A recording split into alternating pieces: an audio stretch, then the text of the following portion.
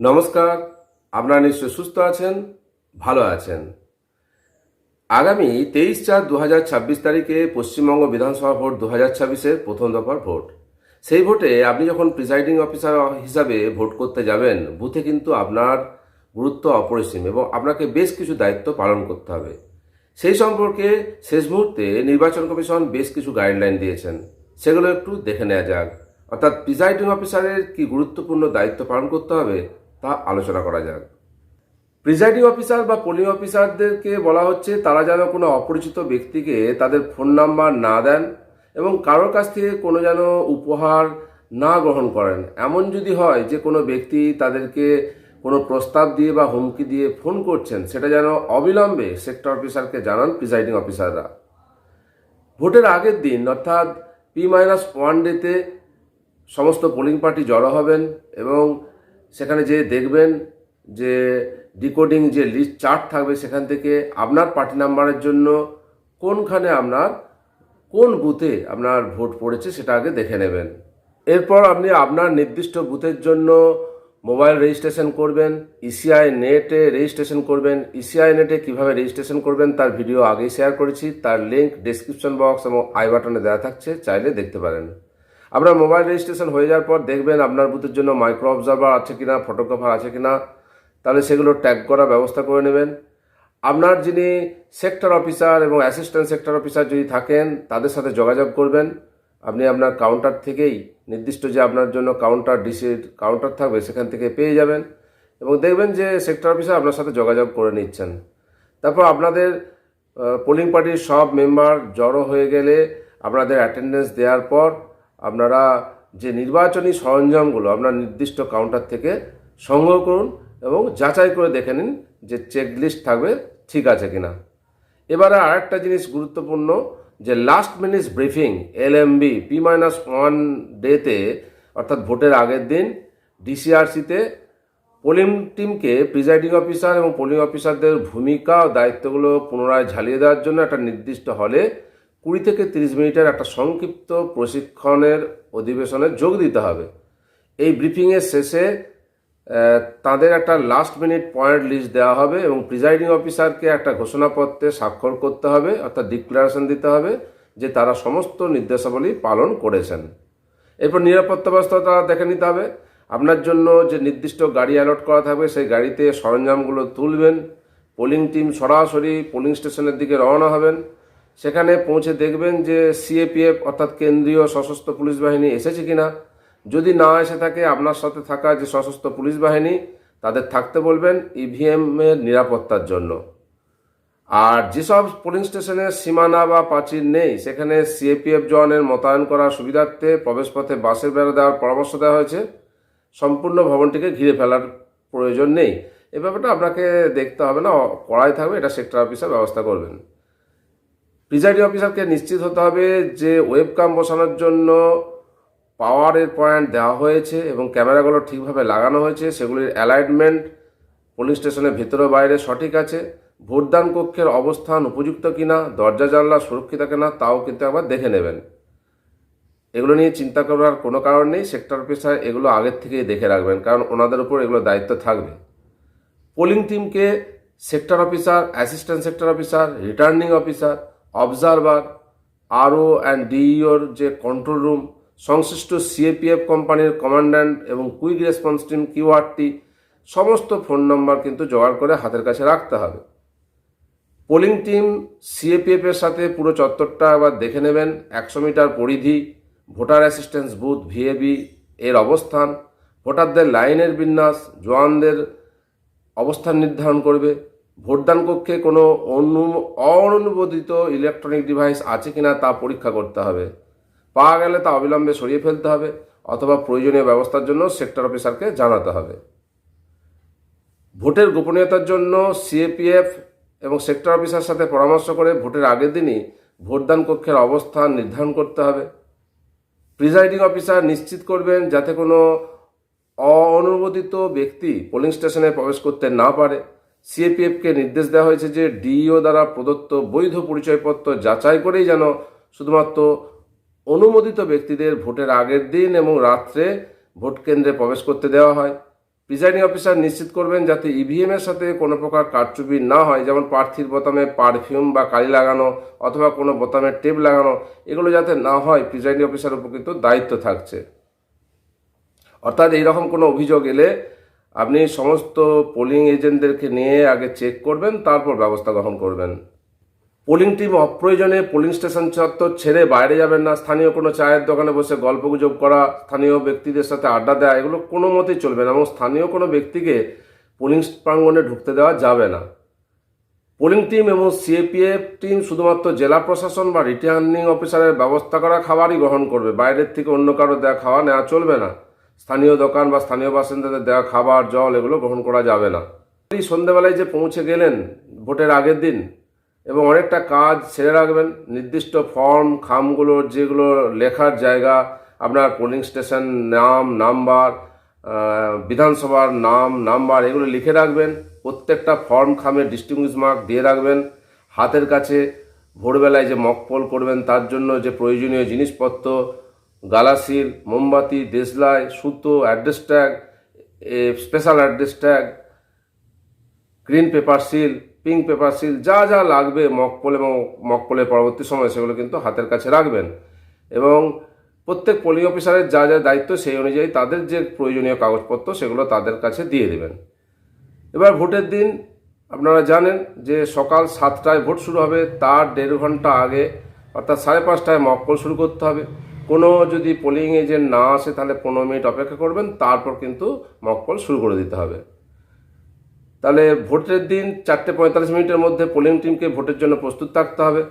পরিচয়পত্র যাচাই করার পর অর্থাৎ ফর্ম 10 নিয়ে আসবেন পোলিং এজেন্টরা। সেসব যাচাই করার পর তাদের যে বুথ, সেই বুথে ভেতরে প্রবেশ করার অনুমতি দেবেন এবং প্রয়োজনে সিএপিএফের সহায়তা বা সাহায্য নিতে পারেন।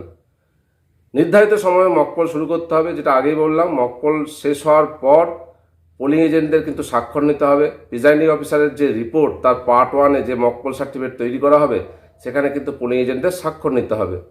এবং মকপোলের পর যে ভিভিপ্যাট কন্ট্রোল ইউনিট আছে সেগুলো কিন্তু ক্লিয়ার করতে হবে, এগুলো কিন্তু খেয়াল রাখতে হবে। অর্থাৎ মকপোলের পর ভিভিপ্যাটের মধ্যে ড্রপ বক্সে যে স্লিপগুলো কেটে পড়বে সেগুলো গুনতে তো হচ্ছেই। কালো যে মকপোল একটা ইনভলভ থাকবে মকপোল স্লিপগুলো রাখার জন্য, তাতে রাখছেন, সিল করছেন। আর অবশ্যই কিন্তু কন্ট্রোল ইউনিটকে ক্লিয়ার করতে হবে, তার ডিক্লারেশনও দিতে হবে এবং নির্দিষ্ট ফর্ম ফিল আপ করতে হবে। পোলিং যে পার্সোনালরা থাকছেন তারা সিগনেচার করবেন, পোলিং এজেন্টরা সিগনেচার করবেন, প্রিসাইডিং অফিসার সিগনেচার করবেন, ডিস্টিংগুইশ মার্কস দেবেন। এই কাজগুলো পরপর করবেন। এরপর ক্লিয়ার তো হয়ে গেছে, মকপোল সার্টিফিকেট তৈরি হয়ে গেছে। মকপোল সার্টিফিকেট তৈরি হয়েছে মানে মকপোল মিলে গেছে। এরপর কিন্তু যেটা গুরুত্বপূর্ণ, অ্যাকচুয়াল পোল শুরুর আগে ইভিএম সিলিং। মকপোল শেষ হয়ে যাওয়ার পর আপনাকে কিন্তু এবার অ্যাকচুয়াল পোলের জন্য কি করতে হবে, ইভিএম অর্থাৎ কন্ট্রোল ইউনিট, ব্যালট ইউনিট এবং যে ভিভিপ্যাটের নির্দিষ্ট যে জায়গাগুলো সিল করতে হয়, ব্যালট ইউনিটে করতে হয় না, কন্ট্রোল ইউনিট এবং ভিভিপ্যাটের কিছু সিল আছে সেগুলো পদ্ধতি অনুযায়ী সিল করতে হবে। এবং সিলের সময় পোলিং এজেন্টদের সিগনেচার নেবেন। তারা যদি অ্যাড্রেসটাকে গালা সিল দিতে চায় অবশ্যই দেবেন। যে গ্রিন পেপার সিল আছে সেই গ্রিন পেপার সিলের নাম্বার পোলিং এজেন্টদের, পিঙ্ক পেপার সিলের নাম্বার পোলিং এজেন্টদের দেবেন এবং আপনার সিগনেচারের পাশাপাশি পোলিং এজেন্টদের, উপস্থিত পোলিং এজেন্টদের সিগনেচার করতে দেবেন। ভোটদান কক্ষটি এমনভাবে স্থাপন করতে হবে যাতে ব্যালট ইউনিটটি বাইরে থেকে দেখা না যায় অথবা পোলিং এজেন্টদের বসার জায়গায় বা ক্যামেরা অবস্থান থেকে দেখা না যায়, সেটা কিন্তু খেয়াল রাখতে হবে। কোনো পোলিং এজেন্টকে বুথের ভিতরে ঘুরে বেড়াতে বা ঘন ঘন বাইরে যাওয়া আসা করতে দেওয়া যাবে না। এরকম যদি করে তাহলে কিন্তু সিএপিএফের সহায়তা নেবেন এবং তাকে কিন্তু সতর্ক করবেন। বুথের ভেতর মোবাইল ফোন সম্পূর্ণ নিষিদ্ধ। কোনো পোলিং এজেন্ট বা ভোটার পোলিং স্টেশনের ভিতরে মোবাইল ফোন নিয়ে আসতে পারবেন না। কেউ এটি অমান্য করলে সিএপিএফের সাহায্যে তাকে পোলিং স্টেশন থেকে বের করে দেওয়া হতে পারে। শুধুমাত্র ফার্স্ট পোলিং এবং প্রিজাইডিং অফিসারের কাছেই কিন্তু ফোনটা থাকবে, তাও সাইলেন্ট মোডে। পোলিং এজেন্টরা বুথের ভিতরে জল ছাড়া অন্য কোনো খাবার বা পানীয় গ্রহণ করতে পারবেন না। যদি নিয়ম লঙ্ঘন হয় তাহলে সিএপিএফের সহায়তা নিয়ে তাকে বের করে দেওয়া হতে পারে। যদি কোনো ভোটদান পদ্ধতি লঙ্ঘিত বা অমান্য করা হয় তবে প্রিজাইডিং অফিসার অবিলম্বে ইসিআই নেটের পিআরও মডিউল অ্যালার্ট সক্রিয় করবেন। প্রয়োজনে সিএপিএফ টিমকে বুথের ভিতরে ডাকা যেতে পারে। পরিস্থিতি দ্রুত নিয়ন্ত্রণে না এলে সেক্টর অফিসারের মাধ্যমে বা সরাসরি রিটার্নিং অফিসারকে জানাতে হবে। প্রিজাইডিং অফিসার নির্দিষ্ট সময় ভোট শুরুর পর থেকে প্রতি 2 ঘন্টা অন্তর ইসিআই নেটের পিআরও মডিউলে প্রয়োজনীয় তথ্য এন্ট্রি করবেন। এবং মনে রাখবেন এই 2 ঘন্টা অর্থাৎ 9টার সময় যে তথ্য পাঠানোর কথা ওটা 9:20 পর্যন্ত পারবেন, 9:20 পেরিয়ে গেলে কিন্তু আর পারবেন না। প্রিজাইডিং অফিসার ভোট শুরুর আগে ডিক্লারেশন দেবেন, অর্থাৎ প্রিজাইডিং অফিসারের যে ডিক্লারেশন আছে তা ঘোষণা করবেন, উপস্থিত পোলিং এজেন্টদের সিগনেচার নেবেন। এরপর সবচেয়ে গুরুত্বপূর্ণ যেটি সেকেন্ড পোলিং অফিসারের কাছে থাকবে সেটা হচ্ছে ফর্ম 17A। সেই 17A উপস্থিত যে পোলিং এজেন্ট আছে তাদের দেখিয়ে দেবেন যে তাতে কোনো ডাটা এন্ট্রি করা নেই, এবং ডাটা এন্ট্রি করার আগে একটা গুরুত্বপূর্ণ লাইন লিখতে হবে যে সিইউ চেক করা হয়েছে এবং সিইউ এর মধ্যে কোনো ভোট নেই, ভোট 0। এই মর্মে ফার্স্ট পোলিং অফিসার এবং প্রিজাইডিং অফিসার সিগনেচার করবেন। এবং ফার্স্ট পোলিং অফিসারের কাছে যে মার্ক কপি থাকবে সেই মার্ক কপিটাও উপস্থিত পোলিং এজেন্টদের দেখিয়ে দেবেন যে কোনো মার্ক করা নেই, নিশ্চিত করবেন। এরপর ভোটদান প্রক্রিয়া শুরু হবে। ভোটদান প্রক্রিয়ায় বিভিন্ন পরিস্থিতি আসতে পারে। যে কোনো ইডিসি ভোটার যদি আসেন তাহলে তার কাছ থেকে ইডিসি সার্টিফিকেট সংগ্রহ করে আপনি নির্দিষ্ট খামে রাখবেন। এএসডি ভোটার লিস্টে যদি কোনো ভোটার আসেন তাহলে আপনি অর্থাৎ প্রিজাইডিং অফিসার তাকে ভালো করে পরীক্ষা করবেন, তার আইডেন্টিটি আপনি নিশ্চিত হলে তাকে ডিক্লারেশন দিতে বলবেন, সেই ডিক্লারেশন ফর্ম আপনি নির্দিষ্ট খামে রাখবেন। আবার যদি কোনো ভোটার ভোটদান প্রক্রিয়া লঙ্ঘিত করেন তাকে সতর্ক করবেন, তাও যদি না শুনে তাকে ভোট দিতে দেবেন না, এবং 17A লিখবেন যে not allowed to vote due to violation of voting procedure. আবার কেউ হতে পারে যে সমস্ত প্রক্রিয়া হলো দিয়ে বললেন যে আমি ভোট দেবো না, তখন তাহলে রিফিউজ টু ভোট এবং তাকে কিন্তু 17A সিগনেচার করে নিয়ে নিতে হবে। আবার এমন পরিস্থিতি হতে পারে যে একজন ভোট দিলেন, দিয়ে বেরিয়ে এসে বললেন যে ভিভিপ্যাটে যে স্লিপটা কেটে পড়ছে উনি যাকে ভোট দিয়েছেন তাতে পড়ছে না, বিরাট একটা অভিযোগ। তাকে প্রথমে সতর্ক করবেন, না মকপোল হয়েছে, সবাই দেখেছেন, এরকম কোনো গোলমাল নেই, আপনি ভুল দেখেছেন, তাকে বোঝাতে হবে। যদি তাতেও না রাজি হয় তাকে বলবেন যে আপনি যদি ভুল বলে প্রমাণিত হন তাহলে কিন্তু আপনাকে পুলিশের হাতে তুলে দেওয়া হবে। তাতেও যদি বলেন না আমি ঠিক বলছি, তাহলে তাকে একটা নির্দিষ্ট ফর্ম 49MA টেস্ট ভোটের জন্য ফিল আপ করাতে হবে, এবং ফিল আপ করে সকলে মিলে অর্থাৎ পোলিং এজেন্ট, প্রিজাইডিং অফিসার সেই ভোটার থেকে টেস্ট ভোট দেবেন, এবং টেস্ট ভোটের জন্য প্রয়োজনীয় যে ফিল আপ 17A করবেন। এই সম্পর্কিত ভিডিও আগে শেয়ার করেছি, তার লিঙ্ক ডেসক্রিপশন বক্সে দেওয়া থাকছে, চাইলে দেখতে পারেন। অর্থাৎ ভোটিং প্রসিডিওর চলার সময় বিভিন্ন পরিস্থিতির উদ্ভব হবে, এবং সেই পরিস্থিতির এমন হতে পারে যে চ্যালেঞ্জ ভোট, এগুলো হওয়ার সম্ভাবনা কম, তবু চ্যালেঞ্জ ভোট যদি হয় তাহলে চ্যালেঞ্জ ভোট যদি প্রিজাইডিং পোলিং এজেন্ট যদি চ্যালেঞ্জ করেন তাহলে তাকে ফিস জমা দিতে হবে, তার ফর্ম ফিল আপ করতে হবে, এবং যদি চ্যালেঞ্জটা সত্যি বলে প্রমাণিত হয় তাহলে টাকা ফেরত দিতে হবে এবং সেই ব্যক্তিকে কিন্তু পুলিশের হাতে তুলে দিতে হবে। আর চ্যালেঞ্জ যদি মিথ্যা বলে প্রমাণিত হয় তাহলে যে ফিসটা 2 টাকা সেটা ফরবিড হবে এবং সেই ব্যক্তিকে কিন্তু ভোট দিতে হবে, এবং চ্যালেঞ্জ ভোটটা কিন্তু ইভিএমেই হবে। আবার এমন হতে পারে একজন ভোট দিতে এলেন, দেখলেন যে তার ভোট আগেই পড়ে গেছে, অর্থাৎ এটা ভোট হবে টেন্ডার ভোট, এবং সমস্ত যে ব্যক্তি ভোট দিতে এসেছেন তার আইডেন্টিটি ভালো করে চেক করা হবে। যদি প্রমাণিত হয় যে না সত্যি ভোটার আগে যিনি ভোট দিয়ে গেছেন সেটা ভুয়ো ভোট দিয়ে চলে গেছেন, তাহলে তাকে ভোট দিতে হবে। কিন্তু এই টেন্ডার ভোট আর ব্যালট মানে ইভিএমে হবে না, ডিসি থেকে যে টেন্ডার ব্যালট পেপার দেওয়া হবে সেই টেন্ডার ব্যালট পেপারে অ্যারো ক্রস মার্ক একটা দেওয়া হবে, তার মাধ্যমে ভোট দিতে হবে। এবং মনে রাখবেন যে টেন্ডার ব্যালটগুলো দেওয়া হবে লাস্ট সিরিয়াল থেকে কিন্তু টেন্ডার ব্যালট ইস্যু করতে হবে এবং নির্দিষ্ট ফর্ম ফিল আপ করতে হবে। তবে চ্যালেঞ্জ ভোট, টেন্ডার ভোট যেন না হয় সেটা খেয়াল রাখবেন। হয়ে গেলে কিছু করার নাই, নির্দিষ্ট ব্যবস্থাগুলো গ্রহণ করতে হবে এবং নির্দিষ্ট ফর্ম ফিল আপ কিন্তু করতে হবে। অর্থাৎ ভোটিং প্রসিডিওর চলার সময় আপনাদের পুরো টিমকে সজাগ থাকতে হবে যাতে কোনো অবাঞ্ছিত ঘটনা না ঘটে। অবাঞ্ছিত ঘটনা ঘটলেই বিপদ, প্রচুর ফর্ম ফিল আপ, তার সঙ্গে জবাবদিহি। যাই হোক, ভোটিং প্রসিডিওর সব ঠিকঠাক মিটল।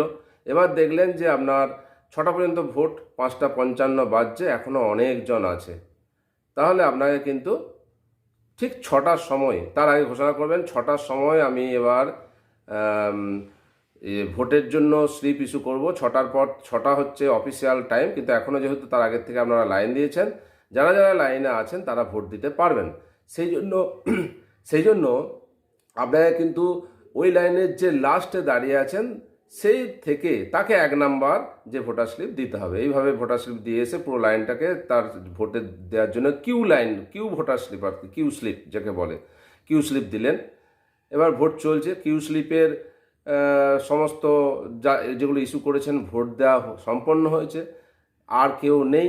এবার আপনি কি করবেন, ভোট যে শেষ হয়েছে তা ঘোষণা করবেন, তার ডিক্লারেশন আছে। এবং এর জন্য কি করতে হবে, আপনাকে কন্ট্রোল ইউনিটের কিন্তু পোলিং এজেন্টদের উপস্থিতিতে ক্লোজ বাটন প্রেস করতে হবে। ক্লোজ বাটন যে প্রেস করলেন তার ডিক্লারেশন আছে, সেই ডিক্লারেশন ঘোষণা করতে হবে এবং ডিক্লারেশনে উপস্থিত পোলিং এজেন্টদের সিগনেচার নিতে হবে। খুব গুরুত্বপূর্ণ, এগুলো ঠিকঠাক করবেন। আর যেটা সমস্ত ফর্ম ফিল আপ হয়ে যাওয়ার পর অনেক ফর্ম আছে, সেই ফর্মগুলোর পিডিএফ আমি আগেই শেয়ার করেছি, চাইলে দেখতে পারেন, তার লিঙ্ক ডেসক্রিপশন বক্স এবং আই বাটনে দেওয়া থাকছে। এবার যেটা গুরুত্বপূর্ণ ফর্ম সেটা হচ্ছে 17C, যেটা হচ্ছে অ্যাকাউন্ট অফ ভোট রেজিস্টার। এই 17C আপনাকে পূরণ করতে হবে কতগুলো, এটা নিয়ে অনেক প্রশ্ন। অনেকগুলোই পূরণ করতে হয়, কারণ যতজন পোলিং এজেন্ট শেষ মুহূর্তে উপস্থিত থাকবেন তাদেরকে কিন্তু একদম সম্পূর্ণ ফিল আপ করা, পোলিং এজেন্টদের সিগনেচার করা 17C দিতে হবে। ইভিএম পেপারের জন্য একটা 17C দিতে হবে। একটা 17C তৈরি করতে হবে যে স্টিচ বুকলেট থাকবে তার জন্য। আর একটা আপনি করে রাখবেন অন্য একটা এনভেলপে সিল্ড অবস্থায়, সেটা হয়তো ইভিএমের সাথে বেঁধে স্ট্রং রুমে পাঠানো হতে পারে। এবং যেন মেশিনের সাথে 17C 17A যে রেকর্ড সেগুলো যেন ঠিকঠাক থাকে, কোনো গোলমাল না হয়, তা আগের থেকেই সতর্কতা অবলম্বন করতে হবে। এবং সেই জন্যই মাঝে মধ্যে কিন্তু আপনি টোটাল বাটনে প্রেস করে চেক করে নেবেন। এবং আপনি তো 2 ঘন্টা ছাড়া ছাড়া রিপোর্ট পাঠাচ্ছেন। ভোট গ্রহণ সমাপ্তি অর্থাৎ ভোট গ্রহণ শেষ হয়ে যাওয়ার পর আমরা আগেই বললাম কন্ট্রোল ইউনিটের ক্লোজ বাটন আমরা আগে টেনে দিয়ে টিপেছি, প্রেস করেছি এবং তার আমরা ডিক্লারেশন দিয়েছি। সেই ডিক্লারেশনে প্রিসাইডিং অফিসার পোলিং এজেন্টদের সিগনেচার নিয়েছেন এবং প্রত্যেক যে পোলিং এজেন্ট উপস্থিত আছে তাদের প্রত্যেককে 17C এর একটা কপি দিয়েছে। এবার কি করতে হবে, সিইউ এবং ভিভিপ্যাট সিল করতে হবে। সিইউ এবং ভিভিপ্যাট সিল করলাম এবং যথাযথভাবে কন্ট্রোল ইউনিট এবং ভিভিপ্যাট সিল করবেন, ব্যালট ইউনিটও সিল করবেন। এবং সেই সিলিংয়ের সময় যে অ্যাড্রেস ট্যাগগুলো দেওয়া হবে সেই অ্যাড্রেস ট্যাগে প্রিসাইডিং অফিসারের মেটাল সিলে দেবেন এবং সিগনেচার করবেন। উপস্থিত পোলিং এজেন্টরাও চাইলে গালা সিল এবং সিগনেচার করতে পারেন। যদি কোনো জাতীয় বা রাজ্য শিক্ষিত দলের পোলিং এজেন্ট বিকল্প কোনো এজেন্ট ছাড়াই বুথ ছেড়ে চলে যান, তবে প্রিসাইডিং অফিসার বিষয়টি তদন্ত করবেন এবং এজেন্টকে কারণ জিজ্ঞাসা করবেন।